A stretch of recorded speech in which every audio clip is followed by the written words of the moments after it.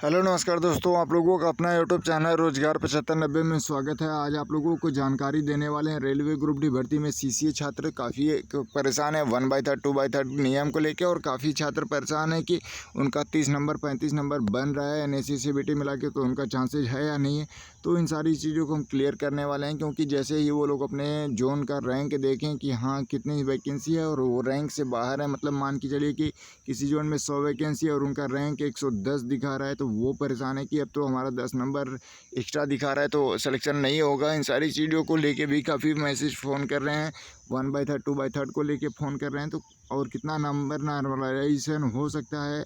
इन सारी चीज़ों को जितने भी कन्फ्यूजन है छात्रों की पूरी एक एक स्टेप बाई स्टेप क्लियर करने वाले हैं। तो आप लोग बिल्कुल भी इस वीडियो को मिस न करिएगा साथियों, बहुत इंपॉर्टेंट होने वाली है। और जो भी साथी चैनल पे पहली बार आया होगा तो चैनल को सब्सक्राइब कर दीजिएगा, लाइक कर दीजिएगा, बिल्कुल फ्री होता है। और आइए आपको स्टेप बाय स्टेप समझाते हैं ताकि आप लोगों को अच्छे से सब चीज़ें समझ में आए, क्योंकि देखिए ये बहुत महत्वपूर्ण चीज़ें आपको हम बताने जा रहे हैं। देखिए यहाँ पे एक कैंडिडेट के डाटा के हिसाब से आपको हम प्रोवाइड कराते हैं कि क्या क्या होता है ग्रुप डी में, कैसे कंडीशन लगी हुई है, किस हिसाब से आप परेशान हैं। तो यहाँ पे जब देखेंगे कि यहाँ पे कि कहाँ पे उनका एग्ज़ाम सेंटर था, वो है यहाँ पे एग्ज़ाम डेट दिखाई जा रही है, फर्स्ट शिफ्ट में एग्ज़ाम था। यहाँ पे देखिए आरआरबी लेवल 1 स्टेज 1 का ये एग्ज़ाम था। यहाँ पे स्कोर डिटेल देख पा रहे होंगे, तो यहाँ पे टोटल मार्क्स जो है राव मार्क्स इनका 42.40 बन रहा था। फिर उनका हार्ड शिफ्ट होने की वजह से यहाँ पे नॉर्मलाइजेशन देखिए हो गया, यहाँ पे 7.36 नंबर नॉर्मलाइज हुआ, तो यहाँ पे नॉर्मलाइज होने के बाद 50 नंबर हो गया। और वो 50 नंबर का 50 नंबर का ये सीबीटी का 50 नंबर नॉर्मलाइज हो गया हुआ, तो इसका 2/3 किया गया। और 2/3 करने के बाद इनका एनएससी में हमने पता किया तो 94.25 था, जिसका 1/3 हुआ, तो 1/3 2/3 करके इनका 64.79 स्कोर बन गया। तो इस हिसाब से इनका रैंक दिखा रहा है, और रैंक दिखा रहा है यहाँ पे देखिए 404, यहाँ पे देख लीजिए 404 रैंक दिखा रहा है। और इस जोन में वैकेंसियाँ कितनी हैं, यहाँ पे देखिए 444 दिखा रहा है, 404 वैकेंसियाँ हैं और इनका रैंक 444 दिखा रहा है, मतलब 40 कैंडिडेट ये ज़्यादा हैं। ठीक है, तो अब इनका सिलेक्शन होगा या नहीं होगा, तो ये चीज़ें आप मान के चलिए कि पूरी की पूरी गारंटी, मतलब 99% तक आप लोग उम्मीद करके चलिए कि सिलेक्शन होने के चांसेस हो जाते हैं। क्योंकि देखिए अब 404 लोगों का यहाँ पे अगर सिलेक्शन होता है, तो उसमें से अगर 404 लोगों को डीवी के लिए फर्स्ट डीवी में बुलाया जाएगा, तो उसमें से कम मतलब 60 70 70 80 90 100 इस तरीके से नॉन सीसीए पाए जाएंगे। जब ये लोग नॉन सीसीए बाहर होंगे तो इनको केवल और केवल 40 कैंडिडेट हटेंगे तो इनका सिलेक्शन हो जाएगा, क्योंकि 404 सीटें हैं और 444 रैंक इनका शो कर रहा है। और उसमें से भी बातें तो वो भी बहुत बड़ी चीज़ है। इसके अलावा भी अगर 1/3 2/3 रहेगा ना, तो आप लोग देख लीजिएगा काफ़ी कैंडिडेट हर जोन में जो ये 85 नंबर 80 नंबर वाले हैं 82 नंबर वाले हैं, ये लोग ओपन में जब चले जाएंगे तो और आसानी से सिलेक्शन हो जाएगा। तो ऐसा नहीं है कि आप अपने जोन के रैंक से बाहर हो गए हैं तो आपका सिलेक्शन ही नहीं होगा। तो आप लोग बिल्कुल भी ना परेशान हो साथियों, क्योंकि अगर वही चीज़ें हम आपको बता रहे हैं कि देखिए यहाँ पे 404 में और इनका नंबर आ रहा है 444, मतलब 40 कैंडिडेट इनसे ये जो रैंक है उससे ज़्यादा ये चले गए हैं। और इनका सिलेक्शन होने के पूरे चांसेस हैं। आपको मैं बता रहा हूँ कि देखिए जो 85 80 82 83 ये सब कैंडिडेट जो हैं ये लोग ओपन में भी जाएंगे।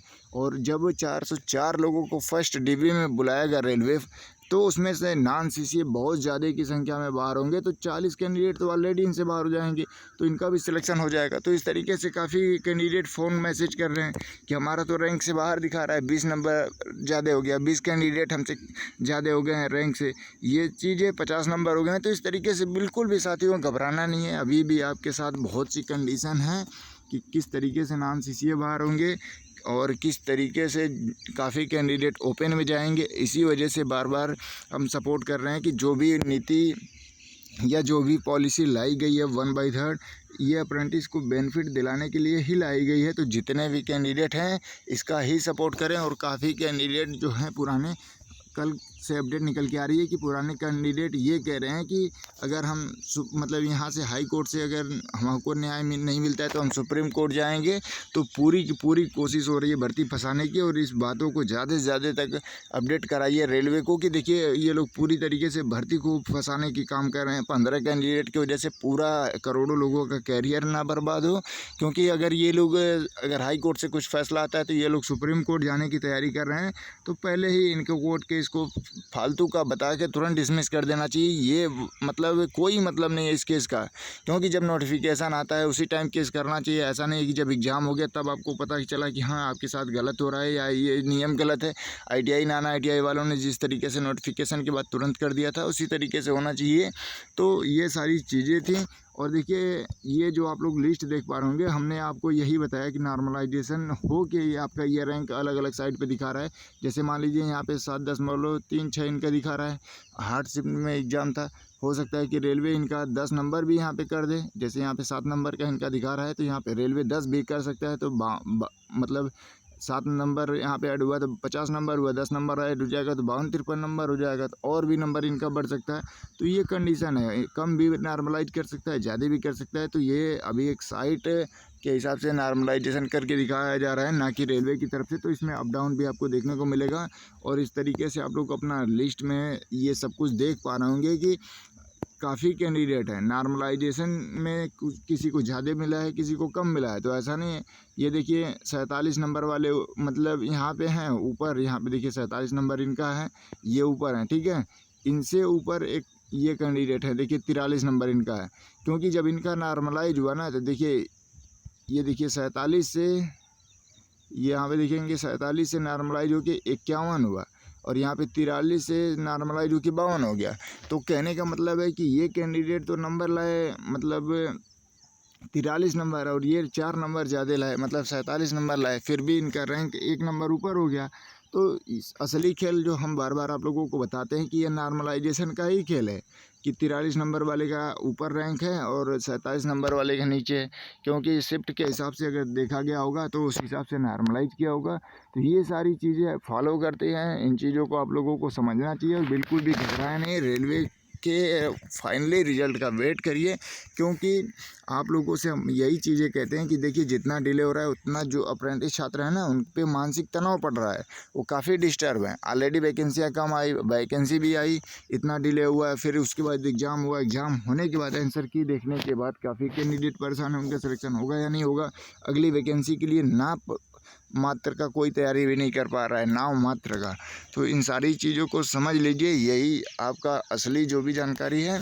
और इसको लेके आप क्या कहना चाहते हैं, क्या आपके विचार हैं, आप लोग ज़रूर कमेंट में बताइएगा। और जो भी आपके डाउट है, जिस मुद्दे पे आप वीडियो चाहते हैं, उसके लिए आप लोग प्यारा सा कमेंट कर दीजिएगा। पूरी प्रॉपरली अच्छी जानकारी के साथ आपको हम प्रोवाइड कराएंगे। और जो भी साथी चैनल पे पहली बार आए उनसे एक चीज़ें हम बता दें कि देखिए बार बार रोजगार 75-90 यही चीज़ें आपको बताता है कि साथियों आपका जो सिलेक्शन है वो पढ़ाई के बेस पे ही होगा।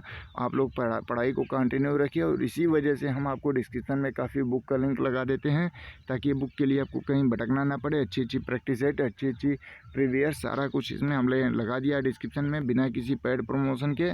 तो आप लोग वहाँ से काफ़ी कम प्राइस में बुक लेके कंटिन्यू तैयारी करिए। बाकी जो आपका कोर्ट का मामला है, जो भी चीज़ें आएंगी उसकी अपडेट आपको इसी ऑफिशियल चैनल रोजगार 75-90 पे आपको देखने को मिलेगी।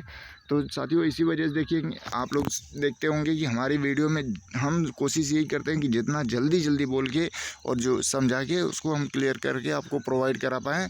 यही चीज़ है कि आपका समय व्यर्थ ना हो। तो जितने साथी हैं उनसे एक छोटा सा रिक्वेस्ट है कि आप लोग सब्सक्राइब जरूर करिएगा, वीडियो को लाइक शेयर कर दीजिएगा, ताकि और भी साथियों को इन्फॉर्मेशन मिल पाए। क्योंकि आपके लिए एक वीडियो, एक जानकारी इकट्ठा करके आपको प्रोवाइड कराना काफ़ी मेहनत का काम होता है। तो एक छोटा सा सपोर्ट ज़रूर करिएगा। धन्यवाद।